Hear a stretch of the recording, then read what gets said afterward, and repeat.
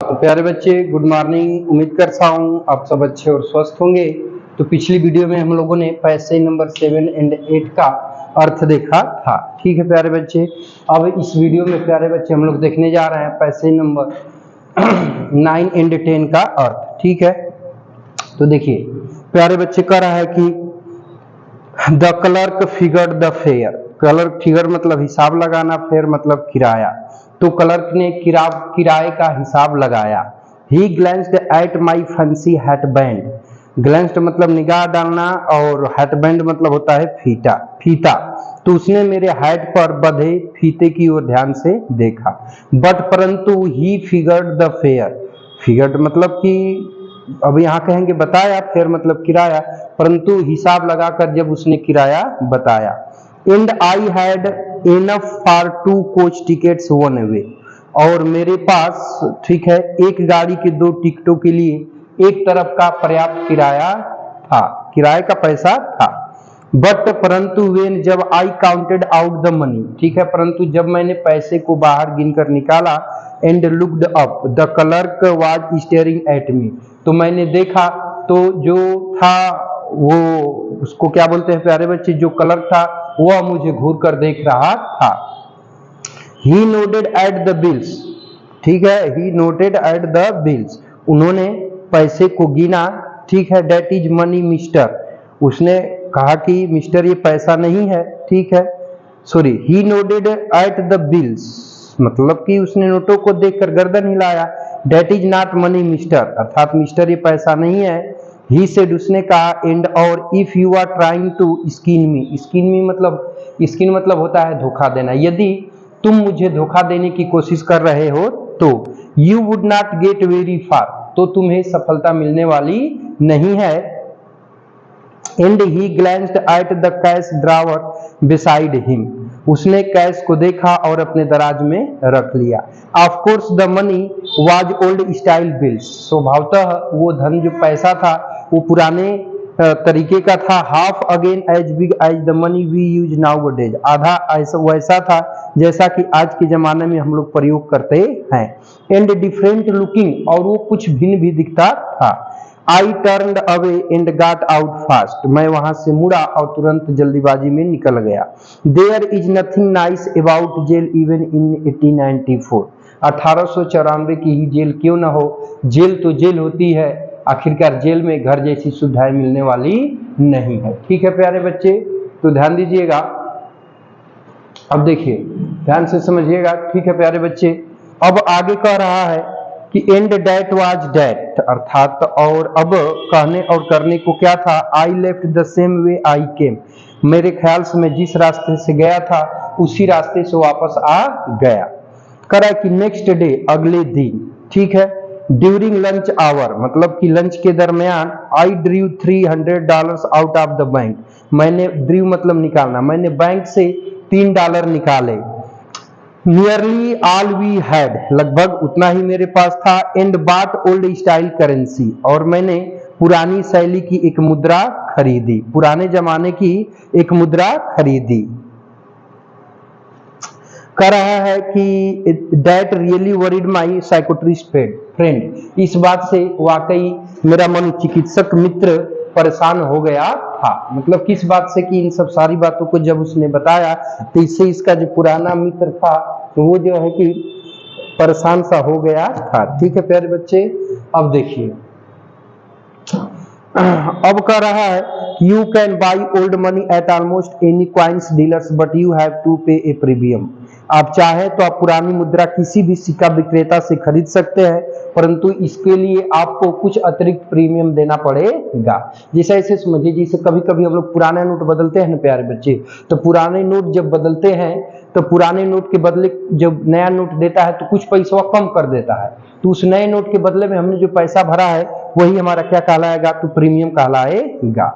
ठीक है, कर है कि but you have sorry my $300 बात less than 200 in old style bills. कर है कि मेरे $300 के बदले पुराने नोटों में $200 से भी कम मिले थे। ठीक है, but I did not care, परंतु मैंने इसका ध्यान नहीं दिया। एक्स वर 13 सेंट एड्रोजन इन 1894। कह रहा है कि 1894 में अंडे 13 सेंट प्रति दर्जन मिला करते थे। ठीक है प्यारे बच्चे, तो देखिए इस वीडियो में क्या हुआ है कि जब ये वहां पर गया है तो 2 टिकट अपना एक तरफ के लिए लिया है, उतना ही इसके पास पैसा था, तो क्लर्क तो देने के लिए दिया है, परंतु जब ये पैसों को गिन रहा था तो ये क्लर्क जो है कि इसको घूर करके देख रहा था। ठीक है, जब क्लर्क इसको घूर करके देख रहा था तो क्लर्क ने बोला कि यदि तुम मुझे बेवकूफ बनाने अथवा धोखा देने की कोशिश कर रहे हो तो इसमें तुम अधिक सफल होने वाले नहीं हो। ठीक है, अब ये देता है क्योंकि उसमें क्या था कि आधे से अधिक पुराने तरीके के नोट थे और वे आज के जमाने के नोटे से भिन्न थे। जैसा कि आप भी देख सकते हो, जैसे मान लो कि कोई 50 रुपए का पुराना नोट मिल जाए, कोई 100 रुपए का मिल जाए, तो अब नए जमाने का जो नोट है पुराने जमाने का नोट है तो इसमें डिफरेंस दिखेगा, मतलब भिन्नता दिखेगी। ठीक है प्यारे बच्चे, तो वही बात वहां पर थी। ठीक है, अब हिसाब किताब लगाया, दराज खोलता है क्लर्क और उसको रख लेता है, वहां से चलता है, चलने के बाद तुरंत जो है आगे की ओर बढ़ जाता है। ठीक है, अब होता क्या है कि फिर उसके बाद वापस लंच के समय बैंक जाता है, बैंक से $300 निकालता है और उतने ही पैसे उसके पास में थे। ठीक है, और पुराने जमाने की करेंसी अथवा मुद्रा खरीदता है। जब ये सारी बातें अपने जो है कि मनोचिकित्सक मित्र को बताता है तो इसका मनोचिकित्सक मित्र काफी चिंतित हो उठता है। ठीक है, फिर उसके बाद बातचीत आगे बढ़ती है, तो अब ये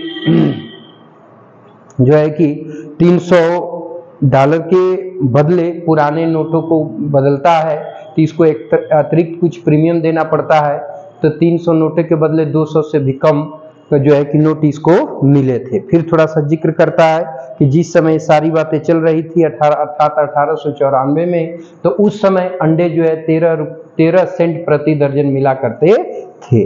ठीक है प्यारे बच्चे, तो ये तो रहा पैसेज नंबर 9 का हिंदी एक्सप्लेनेशन। ठीक है प्यारे बच्चे, तो बातचीत को आगे बढ़ाते हैं और चलते हैं पैसेज नंबर 9 की तरफ। ठीक है प्यारे बच्चे, अब ध्यान दीजिएगा, अब प्यारे बच्चे आते हैं पैसेज नंबर 9 की तरफ। तो पैसेज नंबर 9 को ध्यान से देखिएगा। ठीक है, तो देखिए पैसेज नंबर 9 में कह रहा है कि but I have never again found the corridor that leads to the 3rd level at Grand Central Station. करा कि परंतु इसके बाद मुझे वह गलियारा कभी नहीं मिला जो ग्रैंड सेंट्रल के तीसरे तल पर लेकर जाता था। Although यद्यपि I have tried often enough, परंतु यद्यपि मैंने इसे ढूंढने का पर्याप्त कोशिश किया, इसके बावजूद भी वो तीसरा तल मुझे मिला नहीं या वो गलियारा मिला नहीं। Louisa was pretty worried when I told her all this. जब मैंने अपनी पत्नी लुइसा को ये सारी बातें बताया तो मेरी पत्नी लुइसा चिंतित हो उठी। And did not want me to look for the 3rd level any more, और वह चाहती थी कि अब मैं तीसरे तल अथवा तीसरे लेवल की तलाश करना 3rd लेवल की छोड़ दूं। And after a while I stop, और कुछ समय के बाद मैंने उसे ढूंढना बंद भी कर दिया। I went back to my stamp, मैं पुनः वापस अपना ठीक है टिकटों पर आ गया। But now we are both looking, करा कि पर अब हम सप्ताहांत हम दोनों उसको तलाशते रहते थे। Every weekend, because now we have proof that the 3rd level is still there, क्योंकि हमारे पास प्रमाण है कि तीसरा तल ग्रैंड सेंट्रल स्टेशन पर अभी भी है। कह रहा है कि my friend Sam winner disappeared, इसी बीच मेरा मित्र सैम विनर गायब हो गया। ठीक है, नोबडी न्यू वेयर, कोई भी नहीं जानता था। But I sort of suspect because Sam is a city boy, परंतु मुझे इस बात का संदेह था कि सैम एक शहर का लड़का था। And I use to tell him about Galesburg, और वह मुझसे अक्सर गर्ल्स वर्क के बारे में बातें किया करता था। कर अब कि I went to school there, मैं वहीं स्कूल जाता था। And he always said he liked the sound of the place, कर है कि वह अक्सर मुझसे बातें किया करता था और बताता था ठीक है कि उस स्थान का नाम पसंद है, उसे उस स्थान का नाम पसंद है, जैसा कि कर है कि and that is where he is all right in 1894, जैसा कि 1894 में सैम उसका दोस्त वहीं पर रह रहा है। ठीक है, बिकॉज वन नाइट, क्योंकि एक रात fusing with my stamp collection, अब मेरे द्वारा इकट्ठा किए गए टिकटों में पर, ठीक है। आई फाउंड, मैंने ध्यान दिया तो पाया, well do you know what A first day cover is, ठीक है। वैसे क्या आप जानते हैं कि फर्स्ट डे कवर क्या होता है? When a new stamp is issue stamp collectors buy some, कह रहा है कि जब कोई नया टिकट इशू किया जाता है, जारी किया जाता है, तो जो स्टैम्प टिकट खरीदने वाले होते हैं उसे खरीद लेते हैं। फिर आगे कह रहा है कि and use them to mail envelopes to themselves on the very first day of sale, कह रहा है कि और तब डाक टिकट इकट्ठा करने वाले कुछ टिकट का इकट्ठा कर लेते हैं और इसको इकट्ठा करने के बाद, ठीक है, उस पर जो है कि and postmark proves date the envelope is called the first day cover, यानी उसको they are never opened you just put blank paper in the envelope, यानी कहने का मतलब है कि जब कोई नया टिकट इशू होता है, जारी होता है, तो उसे टिकट इकट्ठा करने वाले खरीद लेते हैं।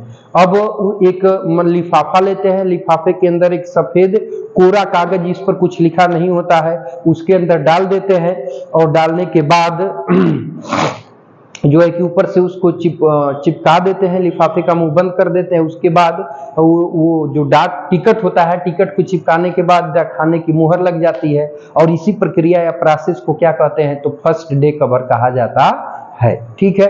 क्योंकि अब ये तीसरे तल की बार बार लेखक बात करता है प्यारे बच्चे, तो तीसरा तल तो इसका काल्पनिक दुनिया का था ना, क्योंकि इस संसार में ये जो संसार है ये डर, भय और चिंताओं से भरा पड़ा है, तो वो इन सब चीजों से मुक्ति पाने के लिए, क्योंकि देखिए किसी भी व्यक्ति के जीवन में जब ज्यादा परेशानियां अथवा चुनौतियां आ जाती है तो व्यक्ति इन चुनौतियों, इन परेशानियों से मुक्ति पाने के लिए प्यारे बच्चे जो है कि एक अलग ही दुनिया बसाना शुरू कर देता है, अलग ही कल्पना दुनिया में खोए खोए रहने लगता है। तो ठीक यही हाल लेखक का भी हुआ कि तीसरा तल था नहीं, लेकिन कल्पना की दुनिया में खोते हुए जब एक यह ऐसे स्थान पर पहुंच जाता है जहां पर ये कभी गया ही नहीं था, तो उसी लेवल को ये तीसरा तल बोल देता है, रियल रूप में कोई थर्ड लेवल नहीं था, ठीक है प्यारे बच्चे। ये तो हो गया स्टोरी नंबर 9 एंड 10 का अर्थ, ठीक है प्यारे बच्चे। अब जो है बचता है 11 एंड 12, तो इसको हम लोग कवर कर लेंगे। इसके बाद जो है प्यारे बच्चे फिर ग्रामर की चैप्टर स्टार्ट कर ली जाएगी और जो नाउन प्रोनाउन का छूटा हुआ हिस्सा है उस हिस्से को हम लोग कवर करने की कोशिश करेंगे, ठीक है प्यारे बच्चे। तो इस वीडियो में यहीं तक, मिलते हैं शेष नेक्स्ट वीडियो में, तब तक के लिए टेक केयर, बाय बाय, जय हिंद बच्चों। और ये एपिसोड देखने के लिए आपका बहुत बहुत धन्यवाद।